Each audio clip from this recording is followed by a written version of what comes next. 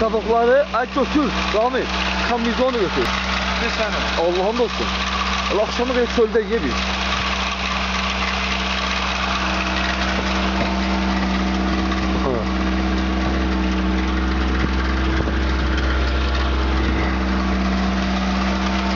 Elə şəhər qabağını elədim, bəs şeylər də var.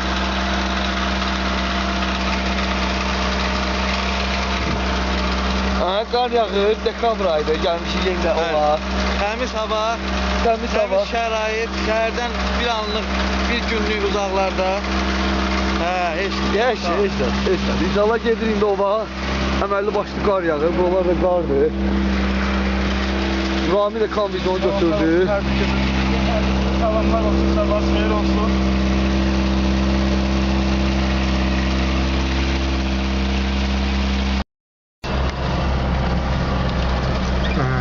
Sigaret seçim sonra seçemiyoruz. Əməlli başlı qar yağır. Əməlli başlı yerində qar yağır. Dekabr ayıdır, 2017-ci axırı. Yəni də inşallah ova fikirləşmişik bugün gedək. Köhnə uşaqlar, Rami, Cəlal çöldə gedib formalı dəyişək paltar, başlayaq ola. Göyə başımıza nə gəlir?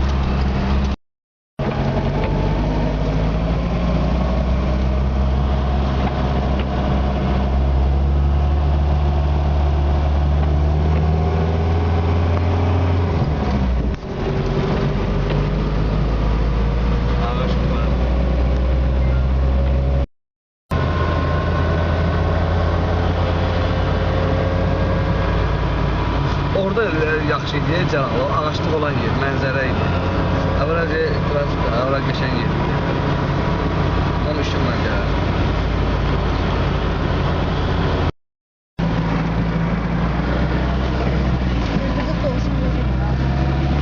Hadi sabah gideriz, sabah. Sabah bütün bu qar bizə orada palçıq.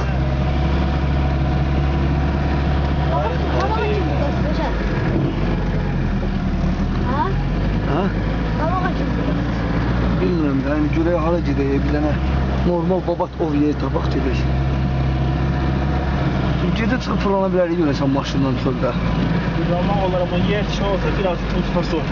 Fırlanmaq olar. İki yer görmək var, bax.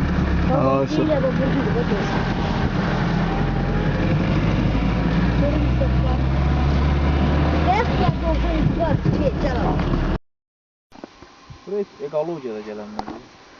Buraya heç kim çağırmaz. Rəşad, keçən dəfə dayla gəlində başqa yolla getdik axı elə bir. O tərəfindən getdik aşağı ilə. Oraya gedək. Ora palçıq batdaq da. Oraya yenə düzdür, nə batdaq oldu, yenə bilet düzdür. Bura konkret uçurumdur. Sən orada zatqan qoşa-qoşa gedərik. Qayıdıb çıxamayacaq da oradan. Bura uçurumdur. Oranı gedərik, Rami. Qayıdıb çıxanmarıq oranı təzdən. Və valla çıxa bilməyəcək qayıdıb. Yer palçıqdır. Biz keçən dəfə qaydanda oranı yer donmuşdu, buz idi. Nabarot qaydanda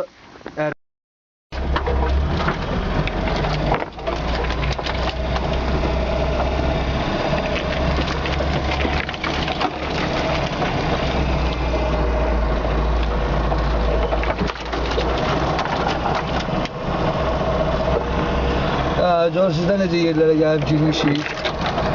Meşənin ortasıdır, əməlli başlı qardır, yol zad bağlıdır. Əsas yolla getmək olmur, ancaq fırlandıq gəldik, biraz belə yerlərə çıxdıq. Görək bu yolun axırı hara gedib çıxdıq.